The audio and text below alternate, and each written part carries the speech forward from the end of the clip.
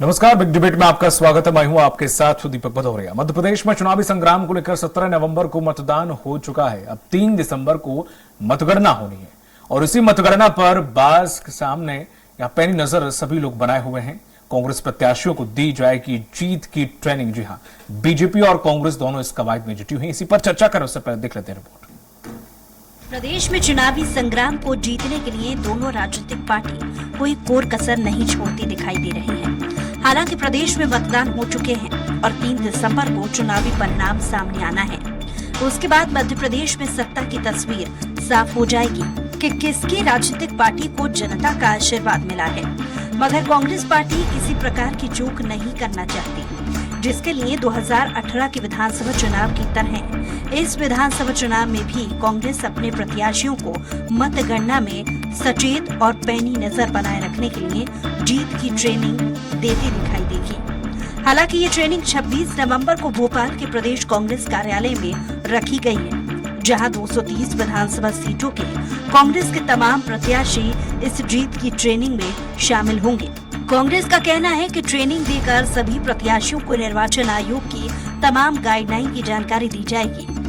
BJP तो खैर दिखावा कर रही है। लोकतंत्र की हत्या करने का कोई भी मौका भारतीय जनता पार्टी ने नहीं देखा, चाहे मध्य प्रदेश की सरकार गिराने का हो या संविधान जो खतरे में आज देश में है वो सब भाजपा की देन है। लेकिन हाँ, कांग्रेस में जरूर प्रत्याशियों को हम प्रशिक्षण देंगे, हमारे ऑब्जर्वर आके। और ये मतगणना में जिस तरह की जो कर्मचारी अधिकारी जो आजकल भारतीय जनता पार्टी के बिल्ला जेब में डालकर काम कर रहे हैं, ऐसे लोग कोई गड़बड़ी न करने पाए, इसके लिए प्रशिक्षण देंगे ऑब्जर्वर, ताकि सारे प्रत्याशी मतगणना में हर उन बारीकियों को समझ पाए जिनमें कहीं कोई गड़बड़ी हो सकती है। वहीं जीत की ट्रेनिंग को लेकर कांग्रेस के प्रदेश अध्यक्ष कमलनाथ और एक्सपर्ट कांग्रेस प्रत्याशी और मतगणना एजेंट को सचेत रहने के टिप्स देते नजर आएंगे। ट्रेनिंग में प्रत्याशियों को मतगणना से संबंधित जानकारी दी जाएगी। ट्रेनिंग में मतगणना के दौरान किन किन बातों का ध्यान रखना है, इस बात की विशेष जानकारी दी जाएगी। ट्रेनिंग में ईवीएम और वीवीपैट की भी जानकारी दी जाएगी। हालांकि कांग्रेस की ट्रेनिंग को लेकर बीजेपी का कहना है कि झूठ और भ्रष्टाचार, साथ ही हार के बाद क्या आप लगे, जिसको लेकर ट्रेनिंग में कई टिप्स दी जाएगी। कांग्रेस पार्टी की तैयारी है कि अपने पोलिंग एजेंट्स, काउंटिंग एजेंट्स को झूठ की ट्रेनिंग दी जाए। और कांग्रेस पार्टी झूठ के आधार पर राजनीति करती है तो खाली भारतीय जनता पार्टी नहीं कहती। श्रीमान अखिलेश यादव जी जो कांग्रेस पार्टी के घमंडी गठबंधन के उन्होंने स्पष्ट तौर पर कहा कि कांग्रेस फ्रॉड पार्टी है, विश्वासघाती पार्टी है जो छल कपट धोखे में विश्वास करती है। तो कांग्रेस कितनी भी ट्रेनिंग कर ले, नतीजा सिफर आना है। वहीं मंगलवार को बीजेपी कार्यालय में लगभग 2 घंटे लंबी बैठक चली कि किन सीटों पर किस तरह का मतदान रहा, सीटों का कार्यकर्ताओं के पास क्या फीडबैक है, कार्यकर्ताओं ने किस तरीके से मतदान वाले दिन काम किया, सीटों पर मतदान परसेंट बढ़ा या फिर नहीं, इसको लेकर दिग्गजों ने चर्चा की। इसमें कई महत्वपूर्ण सीटों को लेकर खास तौर पर चर्चा हुई। इसके अलावा 3 दिसंबर को मतगणना को लेकर भी खास तौर पर दिग्गजों के बीच में चर्चा हुई। मतगणना के दिन कार्यकर्ता किस तरह से काम करेंगे, कार्यकर्ताओं को काउंटिंग एजेंट बनाने की ट्रेनिंग दी जा रही है या नहीं, क्या खास बातें बताई जानी है, इसको लेकर दिग्गजों ने मंथन किया। कांग्रेस के 230 विधानसभा सीटों के प्रत्याशियों को जीत की ट्रेनिंग से क्या कांग्रेस पार्टी एक बार फिर से सत्ता के सिंहासन पर बैठ पाएगी, ये तो आने वाला वक्त बताएगा। मगर कांग्रेस पार्टी प्रदेश की सत्ता पर बैठने के लिए तमाम जीत की ट्रेनिंग अपने प्रत्याशियों को देती दिखाई दे रही है। अब देखना होगा कि प्रत्याशियों को ट्रेनिंग देने से चुनावी परिणाम में क्या फर्क पड़ता है। भोपाल से कैमरामैन अमित के साथ दुर्गेश गुप्ता की रिपोर्ट। और इसी पर ज्यादा चर्चा के लिए खास पैनल हमारे साथ जुड़ा हुआ है। कांग्रेस प्रवक्ता है अभिनव बरोलिया जी। बरोलिया जी, आपका बहुत बहुत स्वागत है। बीजेपी प्रवक्ता है अजय धावले जी। अजय जी, आपका बहुत बहुत स्वागत है। वरिष्ठ पत्रकार हैं अवधेश भार्गव सर, आपका बहुत बहुत स्वागत है। बरोलिया जी, जिस तरह से देखा जाए जो कवायद चल रही है, हालांकि पहले भी आपने की थी, तो क्या पहले से जो अनुभव लिया है या बीच में जो अनुभव लिया है उससे आप काफी बीजेपी की कार्य प्रणाली से डरे हुए हैं? किस चीज का डर है जो कि इतनी कवायद और इतनी बेतरतीब तरीके से की जा रही है, या फिर एक रूटीन है कि हाँ ठीक है जानकारी जरूरी है और इसलिए ये सब कवायद है? देखिए कांग्रेस का कार्यकर्ता उत्साहित है और बूथ पे जिस तरीके से चुनाव हुआ हमारे जो बूथ के कार्यकर्ता थे जो लगातार बूथ मैनेजमेंट कर रहे थे वो पूरे उत्साहित है और एक ट्रेनिंग प्रोग्राम उसी के संदर्भ में है कि भारतीय जनता पार्टी के छल कपट और षड्यंत्र से कैसे लड़ना है। लगातार लड़े, वोटिंग हुई, उसमें भी आपने देखा कई जगह से कई शिकायतें आई और हमने उसको पूरा भी किया। अधिकारी कर्मचारियों के लिए लेटर भी जारी किया कमलनाथ जी ने कि उनपे भी कार्रवाई होगी जो भाजपा का बिल्ला लेके काम कर रहे थे। तो ये सारी चीज क्या है, जनता के मुद्दों पर हमने चुनाव लड़ा, हमने छल कपट के साथ नहीं लड़ा, हमने युवाओं के मुद्दे उठाए, हमने बेरोजगारों के मुद्दे उठाए, हमने महिलाओं के मुद्दे, चाहे आदिवासियों के मुद्दे, कर्मचारियों के मुद्दे, किसानों के मुद्दे, हमने मुद्दों पर चुनाव लड़ा। तो हम चाहते हैं कि जो लोकतंत्र में जो एक जबरदस्त चुनाव हुआ है उसमें कोई भी हानि ना हो, जनता का जो वोट डला है वो अच्छे से उसमें, मतलब जो छल कपट होता है देखा जाता है कि कई बार कई जगह पे कुछ कारस्तानी भाजपा के लोग करते हैं, तो उससे देखने के लिए एक ट्रेनिंग का प्रोग्राम रखा है और ये जनता से जुड़ा हुआ है। हमारे कार्यकर्ताओं को मोटिवेट करने के लिए भी एक रूटीन प्रोग्राम है। ठीक है, चूंकि 3 तारीख नजदीक और आप जिस तरह से आत्मबल दिखा रहे हैं जो कि बता रहा है कि आप चाहे 140 से ऊपर या 140 के करीब जा रही है, तो उस हिसाब से क्योंकि आजकल रीत नहीं चल रही है, जैसे ही चुनाव की मतगणना होती है या फिर थोड़ा सा मत ऊपर नीचे होते देखते हैं तो हम शिफ्ट कर देते हैं अपने सभी विधायकों को किसी अपनी पार्टी वाले राज्य में। तो क्या कुछ इस प्रकार की भी कुछ तैयारी या माहौल है कि नहीं, ठीक है उसी वक्त देखेंगे कुछ? देखिए, भारतीय जनता पार्टी अब अवसाद के दौर से गुजर रही है और अपने अस्तित्व की लड़ाई लड़ रही है। हाँ। जितना छल कपट उसे करना था उसने कर्नाटक, मध्य प्रदेश में खूब जम के किया, मणिपुर, पूरी दुनिया को पता है, पूरे देश को पता है कि अब ये थक हार चुके पनौती टाइप के लोग हैं। अब इनके पास कुछ भी कहने करने के लिए नहीं है, ये अब सिर्फ हारेंगे। 5 राज्यों में एक बड़ी हार दिख रही है भारतीय जनता पार्टी को। तो हम एक पॉजिटिविटी के साथ हैं, हमारा नारा भी एक पॉजिटिव था, कांग्रेस आएगी, खुशहाली लाएगी। इससे ज्यादा हमने कभी सोचा नहीं और हमने जनता के मुद्दों पर ही चुनाव लड़ा, जिसके कारण हमें कर्नाटक, हिमाचल, लद्दाख सब जगह एक जबरदस्त जीत मिली। और आप देखिएगा 3 तारीख को जहां भी रहेंगे, अगर हमारा आमना सामना हुआ, अगर भदौरिया जी आप भी रहे, हम लोग, तो जिस चैनल पे हमारी डिबेट होगी तब भी मैं यही बताऊंगा कि हम पॉजिटिविटी के साथ चुनाव थे, हम नेगेटिविटी के चुनाव में थे, हम नेगेटिविटी के साथ नहीं थे।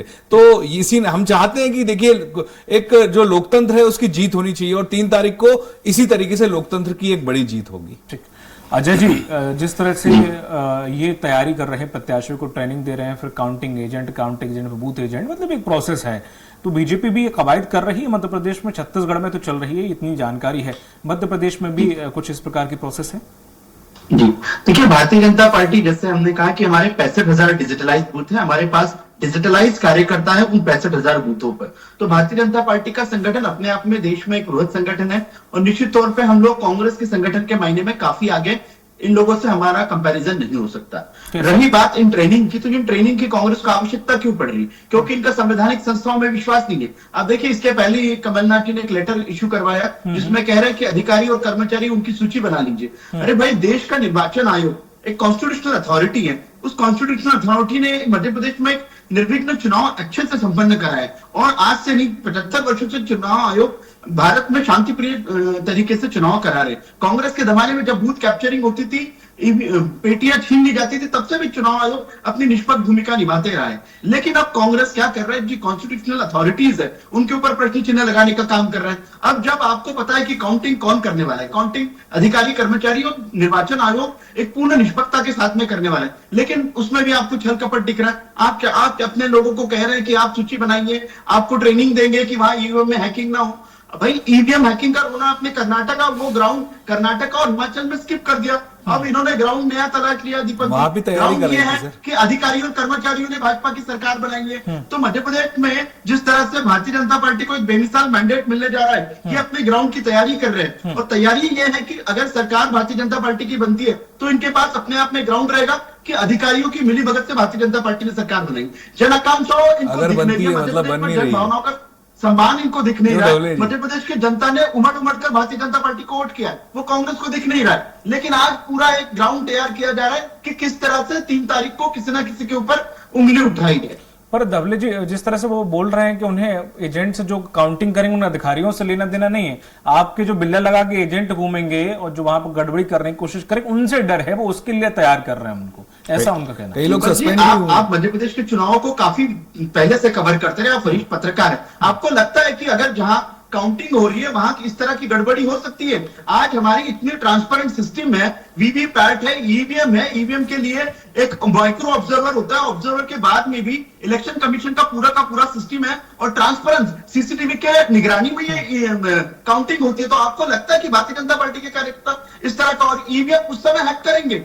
ये मूर्खतापूर्ण इन लोगों के क्या कहेंगे आपकी घबराहट बौखलाहट बता रही है। कांग्रेस ने जो ग्राउंड लूज कर दिया है वो ग्राउंड को इन लोगों को एक स्केपगोट चाहिए। अब अधिकारी कर्मचारी मध्य प्रदेश के स्केपगोट बनेंगे, ये कहेंगे कि अधिकारी कर्मचारियों की उंगली उठाने का ये सिर्फ बहानाबाजी कांग्रेस कर रही है। ठीक है अवधेश जी, जिस तरह से जो कवायद बीजेपी कांग्रेस दोनों ही मिलकर कर रहे हैं, लेकिन थोड़ा सा बीजेपी ये कह रही है कि इन्हें विश्वास नहीं है जो सरकारी संस्थाएं हैं या ये कुछ, ठीक है उनकी वो अपनी सहूलियत के लिए कर रहे हैं, तो मुझे लगता है कि इसमें कोई हर्ज है या फिर इसका अपने कोई एजेंट को अगर आप ट्रेनिंग दे रहे हैं, अपने प्रत्याशियों को ट्रेनिंग दे रहे हैं, तो इसका मतलब ये है कि आपको लोकतांत्रिक व्यवस्था या एजेंसियों से भरोसा उठ गया?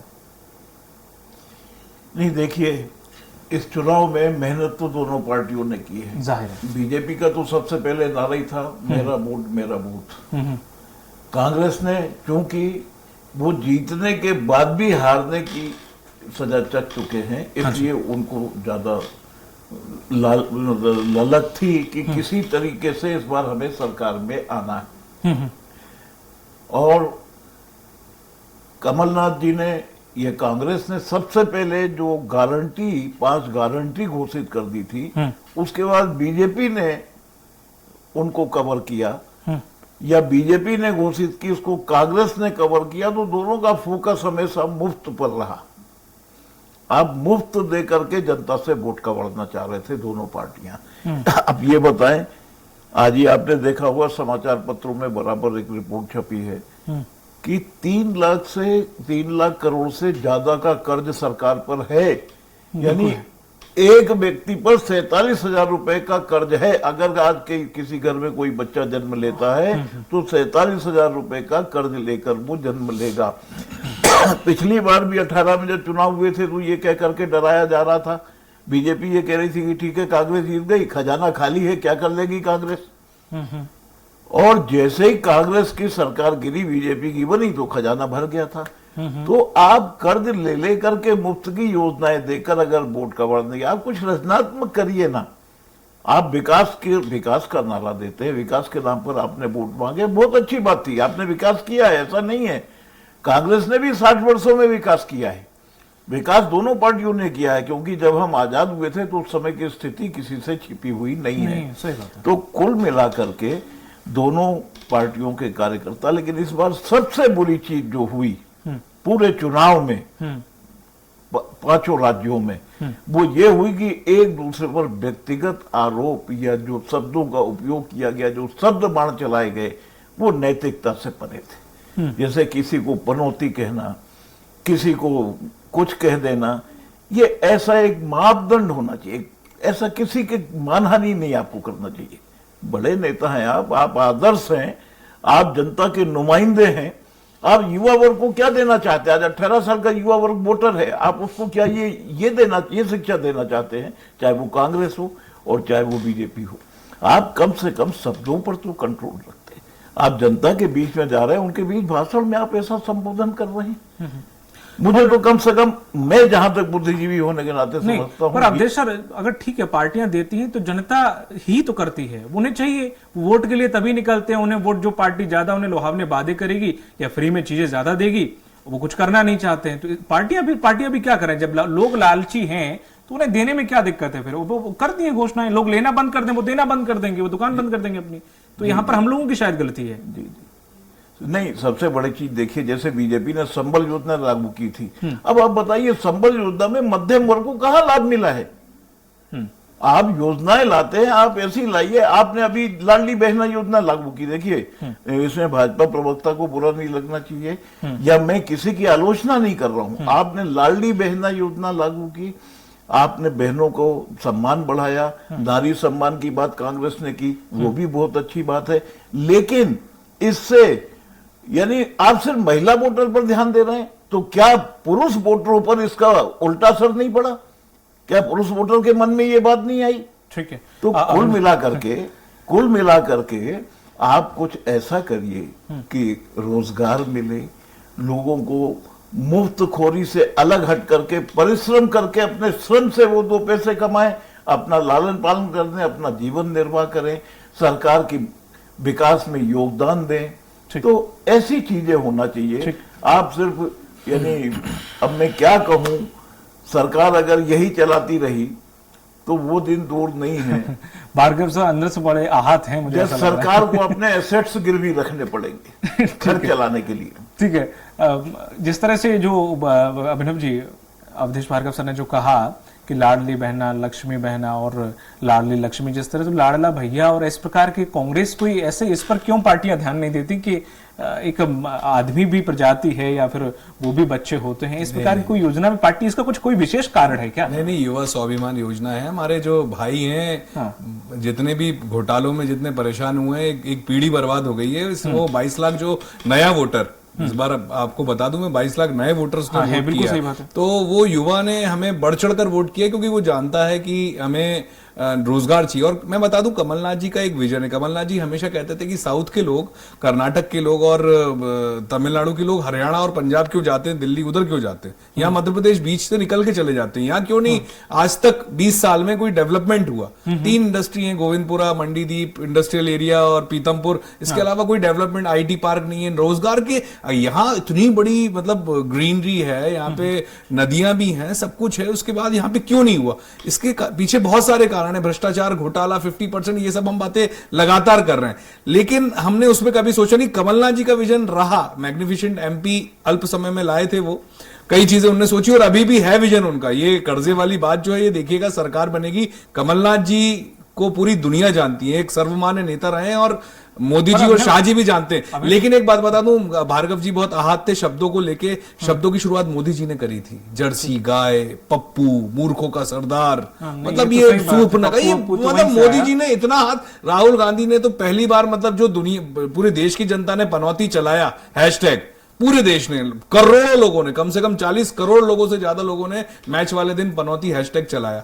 तो राहुल जी ने उसकी चर्चा करी। वो तो सीधे तरीके से सुबह से रात तक चलने वाले, लगातार 6 महीने तक चलने वाले, और लगातार पप्पू पप्पू, अरे ये तो कुछ आता नहीं है, मूर्खों का सरदार है, ये सब कर करके किया था। अब एक पनौती बोल दिया तो लोग इतने आहत हो गए। पहले मोदी नाम के सारे चोर इतने आहत हो गए मोदी को चाहने वाले। आप ही के पास आ रहा हूँ जय जी। पर अभिनव जी, एक चीज आपने बोल दी कि मध्य प्रदेश और साउथ के लोग मध्य प्रदेश से होकर गुजर जाते हैं, बगल में राजस्थान भी लगा हुआ है, थोड़ा सा साइड हो जाए, छत्तीसगढ़ भी लगा हुआ है। बिल्कुल, देखिए डेवलप कर रहे हैं, डेवलप कर रही है राजस्थान और छत्तीसगढ़, डेवलप कर रहे हैं सर।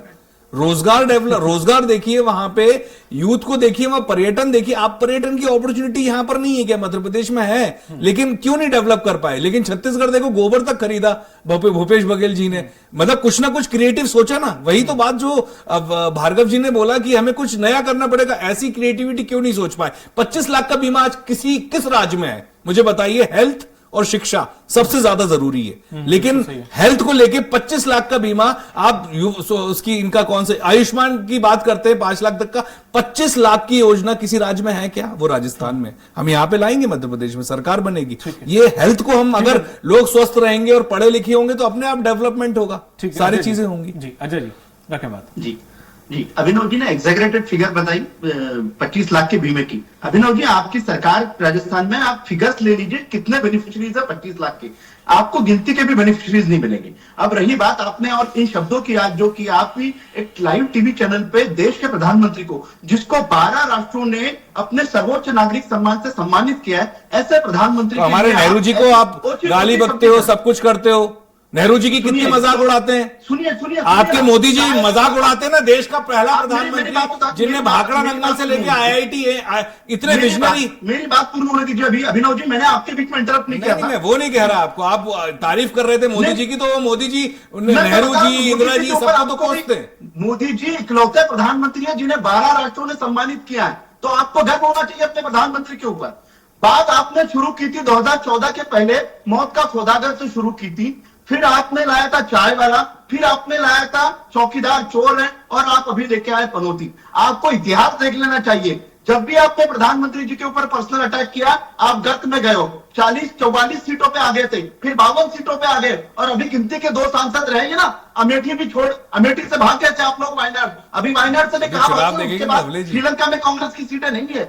आप अभिनव जी देखिए, देश की राजनीति का स्तर अगर किसी ने गिरा है तो कांग्रेस पार्टी। भ्रष्टाचार की बात कर रहे हैं आप। कल ही ईडी ने एक स्टेटमेंट जारी किया है। अब आपकी ये भावनात्मक बातें जनता को पसंद नहीं आ रही, मैं आपको बता दूं। आप मोदी जी के नाम पे आप सोचते थे अरे मोदी जी को तो बहुत जनता पसंद कर रही है। अब ये जनता समझ चुकी है मोदी जी को। राहुल गांधी जी अब नहीं चलने वाला मोदी जी का कोई करिश्मा संपत्ति को अटैच किया हो गया मोदी जी का। ये कोई इतने बड़े तुर्रम खा मोदी जी और शाह जी, अरे मोदी जी और शाह जी बाहर निकलिए, अपनी पार्टी को बचाइए। मोदी जी और शाह जी से अपनी पार्टी को बचाइए भाई साहब। पे बात हो जाए। धवले जी बहुत अच्छे इंसान है आप, बाहर निकलिए मोदी जी और शाह जी से। ये अडानी अंबानी की तरह बन के रह गए हैं आप लोग। कमलनाथ जी को अगस्ता वेस्टलैंड और रतुलपुरी अडानी अंबानी को भेज दिया, आपकी पार्टी भी खत्म होने की कगार पर है। ये देख लेना, ये दावा है आपको 3 तारीख के बाद और तूफान आएगा आपकी पार्टी में। कांग्रेस ने अपने पूर्व प्रदेश अध्यक्ष अरुण यादव को गायब कर दिया। पूर्व प्रदेश अध्यक्ष सूरज पचौरी जी को चुनाव सब है। जन आक्रोश यात्रा में अरुण यादव जी भी थे, जीतू पटवारी भी थे, गोविंद सिंह भी थे, सुरेश पचौरी जी भी थे, राहुल भैया भी थे। देखो आप चेक करो पूरा सब।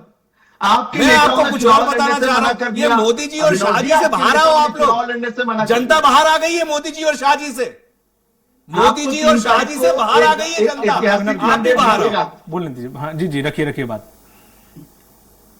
अजय जी समय कम है इसलिए मैंने रुकवा दिया, रखिए बात। जी जी जी अजय जी, सर अजय जी को मैं अभी आपके पास आ रहा हूँ। अजय जी कंप्लीट करिए सर, समय कम है। जी, मैं यही कह रहा था, भ्रष्टाचार की बात कहने का कांग्रेस को बिल्कुल भी एक मौका नहीं है इनको, क्योंकि आज आप देखिए देश को भ्रष्टाचार की गत में किसी ने डाला है। आप नेशनल हेराल्ड का प्रकरण उठा के देख लीजिए, आज की सारे न्यूज़पेपर में आप पढ़ लीजिए कि 751 करोड़ रुपए की संपत्ति जिनसे कांग्रेस के पहला जो परिवार गांधी फैमिली, इसकी बीवी पॉकेट चलते थे, इनकी सुप्रीम कोर्ट आदेश देता नेशनल हेराल्ड से आती थी। मध्य प्रदेश की बात हो जाए, गांधी परिवार पे आरोप लगाते हो, सोनिया गांधी, राहुल गांधी, प्रियंका गांधी, एक ही काम है। उसके बाद क्या कर लेते हो आप? कोई डरने वाला थोड़ी ना, कोई डर रहा है क्या मोदी शाह से? ईडी सीबीआई सब तो कर लिया, क्या हो गया? आपकी 751 क्या हो गया? संपत्ति का लगा। हमने आजादी की लड़ाई लड़ी है, देश को आजाद कराया है किसी गांधी परिवार ने। हम डरने वाले लोग नहीं है कि मोदी जी और शाह जी से डर जाएंगे। देश को गत में ले जाने का भी काम ये वो कांग्रेस पार्टी है। ठीक है बलिदान दिया है राजीव गांधी, इंदिरा गांधी जी ने। अपने छाती पे गोली खाई है मोदी जी, शाह जी, ये सब जानते हुए भी कोसते हैं नेहरू जी और गांधी जी, गांधी परिवार को। ठीक है अब प्लीज, स्टैच्यू ऑफ यूनिटी पे आपके कितने नेता गए अभिनव जी? ठीक है, आपके कौन थे? आपकी आजादी में कौन लोग थे जिनको आप अभी आरती करवाते हो? कौन था आपकी आजादी में? नेहरू जी 14 साल जेल में रहे, गांधी जी ने छाती पे गोली खाई है। सरदार पटेल जी के इतिहास को क्यों भुला दिया गया? अरे तो सरदार पटेल जी क्या आपके हैं क्या? आप कितनी आपके? अरे ये आपके हमारे से नहीं है, आप लोग तो कहीं हो ही नहीं। ठीक है अवधेश जी, अभी मैं आरएसएस के बारे में कुछ बोलूंगा तो आपको बुरा लग जाएगा। अवनव जी ठीक है, आपको बिल्कुल भी आप बोल ही नहीं सकते। अरे क्यों नहीं बोल सकते? सब बोल सकता हूं मैं, बोलता हूं मैं तो। ठीक है अवधेश जी, लास्ट कमेंट, समय कम है। समय की कमी है। जी जी, देखिए बरोलिया जी अभी बता रहे थे कि 25 लाख का स्वास्थ्य बीमा राजस्थान में और मध्य प्रदेश में भी लाएंगे।